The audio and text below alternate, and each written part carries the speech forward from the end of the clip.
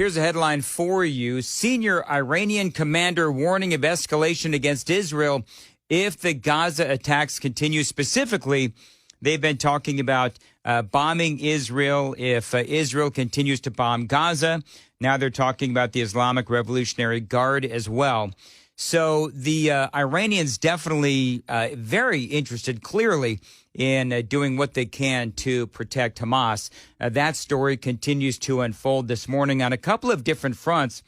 Also, a really interesting moment. ABC was talking to some of the Israeli forces, and the ABC reporter asked this Israeli soldier about the risk of innocent people dying as a result of the Israelis going after Hamas in Gaza. There are those voices there across this region and elsewhere who say the price of military action is too great, that too many civilians are now dying, too many Palestinians are already dying. We're in a full war here. Yep. And the responsibility isn't on us. You should take that question straight back to Hamas. We are here because we have no other choice. That's exactly right. Joining us on the Newsmaker Hotline, Senator Marsha Blackburn.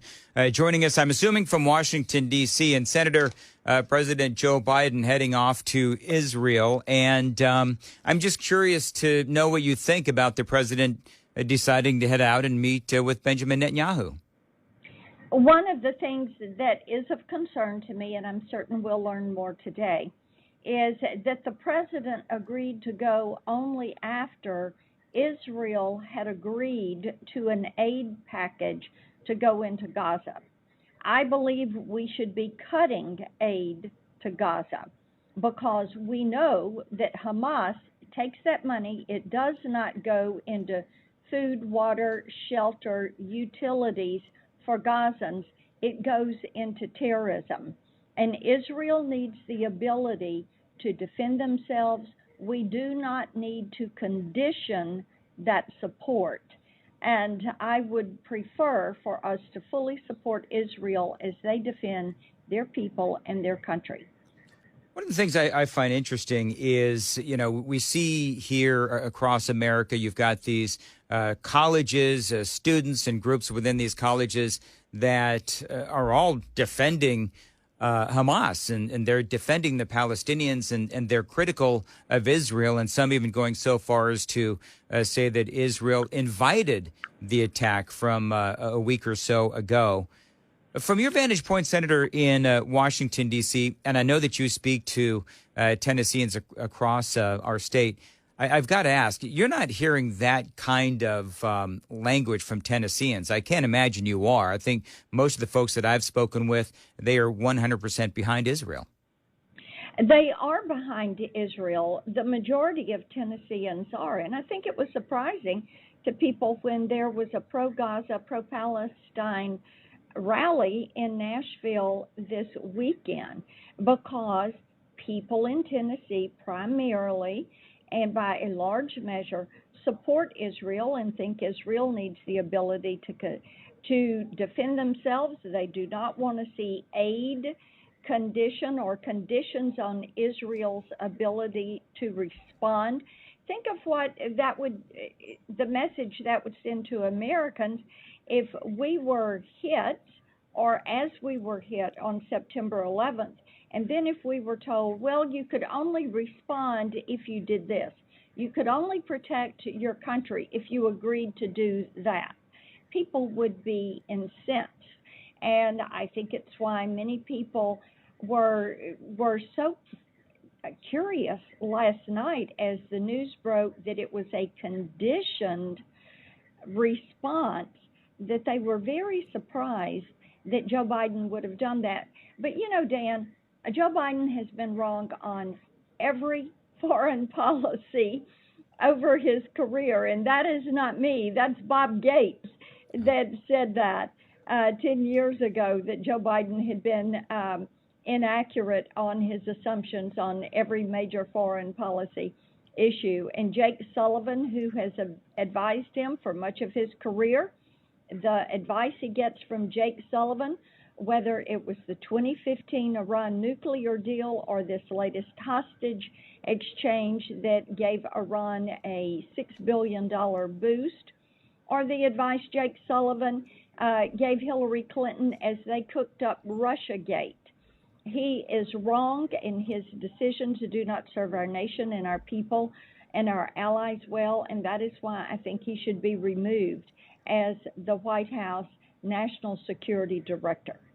Senator, there was a story that I shared with folks yesterday. The Biden administration sending millions of dollars, a total since he took office, of $730 million to an organization called the United Nations Relief and Works Agency. And this group has been described by several outlets as basically an arm of Hamas and providing cover for Hamas. And so I guess one of the questions I would ask is, you know, with this story and, of course, all the other stories of how this president has been financially really providing Iran with the ability to make money by looking the other direction and not enforcing the sanctions, in addition to this and the money for the hostages and so forth. Is there any appetite in Washington, D.C. for an investigation into the president and his funding of Israel so that they could, I should say funding of Iran, so that they could fund Hamas, and then Hamas, of course, attacks Israel? Is there any thought of an investigation? Oh, yes, indeed. And I have a resolution that would end that funding to the UN Relief and Work Agency for Palestinian Refugees until Iran is expelled from the UN. We know that President Trump cut the funding to this agency. Joe Biden has given it $730 million. We know that this agency hires people that are affiliated with Hamas. We know that much of this money goes into Hamas's pockets, not into relief and not into humanitarian aid. And we also know that some of the Hamas affiliates that work for the agency use the facilities of the agency there in Gaza to hide weapons. So those are the things we know. That is why I have my resolution to cut this funding, and it's why I think at this point you have to say it's appropriate to cut aid to Gaza and to the Palestinians until we can figure this out, and until we can make certain that money is going into aid. And it could be that you end up working as people are fleeing. My understanding is the Rafah Gate is where people that are trying to get out of Gaza have gathered. The Israelis are going through searching cars, making certain weapons are not in there, making certain that people who are fleeing are going to be able to, that they're doing it for humanitarian reasons and they are not doing it for the purpose of terrorism. Hamas was designated a terrorist organization by the United States in 1997. And we know that Iran gives Hamas about $100 million a year for their budget.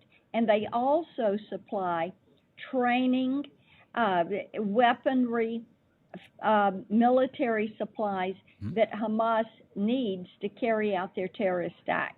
Senator Blackburn, I've got to ask, there's a lot of conversation about funding for Israel and financial support for Israel, financial support also continuing with Ukraine. And my question is, what are your thoughts on how far do we go to continue to support both Ukraine and now, and I believe we should be financially supporting Israel and doing whatever we need to help them. Ukraine, I believe, is a little bit more up for debate, but what do you say about that? Yes, and what we know is Israel has asked us for the supplies that they need to defend themselves. They have not asked for our troops, and they have always fought their own wars. But, Dan, I say if it shoots, sails, flies, or spies, and Israel needs it, then the U.S. should get it to them. And these funding measures should be considered separately. Ukraine, we do not want Vladimir Putin to win. we already have about $75 billion in the pipeline. There are some of us from Senate conservatives that keep saying, look, we want to know what the timeline for delivery is. We want to know what has made it to the battlefront. We want to know what is going into humanitarian aid. And this administration has not been able to answer those questions. So we've said we don't think we should put any more money in the pipeline until these questions can be answered, because we do not want Vladimir Putin to win and chalk up a win. A win for him is a win for the other members of the new axis of evil, which of course we know is Russia, China, Iran, and North Korea. And now we have Iran involved in Israel. You're looking at the threats on Taiwan that are coming from China. So these are issues we're going to continue to watch carefully. They should each be considered separately.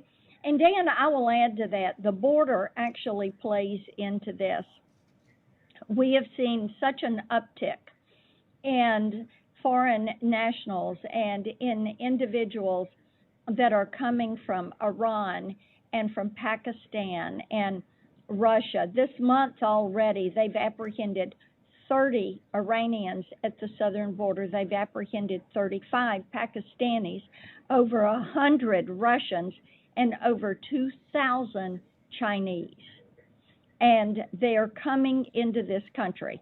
And while all of these people that are coming, they may not all be here to carry out some form of act of destruction, but many of them may be or could be.